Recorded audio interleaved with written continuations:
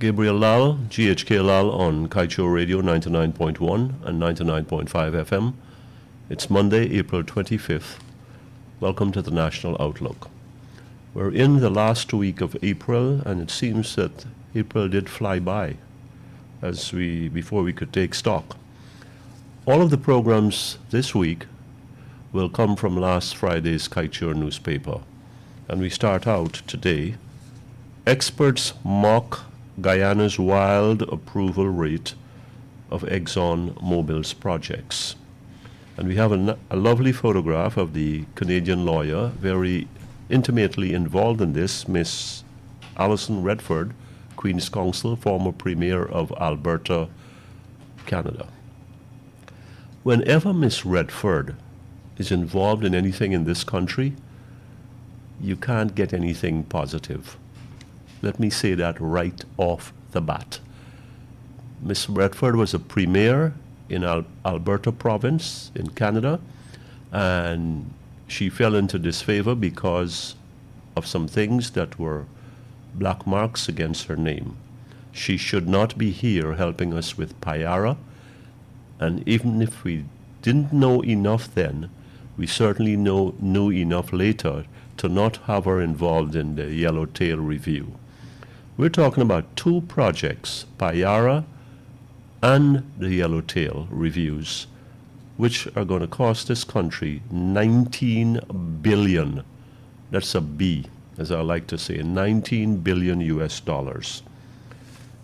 The international experts are saying, and I know the government's people have a way of denouncing what we call international experts. The only experts that matter to them are the ones that tell them what they want to hear. Well, they're not going to hear that here. So the experts are mocking, they are laughing at, scorning Guyana's wild approval. And it is wild approval. We are rushing these things. We are doing them too quickly. And they are huge. They're saying, the experts are saying, and even a layman would agree, that 52 days, 42 and 52 days for Payara and Yellowtail are way too brief. They are way too short, in that these things could take over a year, even with huge groups of specialists and engineers and people who know what they're doing. So Miss Redford and company in both Payara and Yellowtail certainly must have had a fair number of people, but 52 days and 42 days, as I said to you before, really speaks for itself. They are rushing through, they are skimming over, and so what you end up with, what we Guyanese end up with when they skim over, is a scam. It's a joke.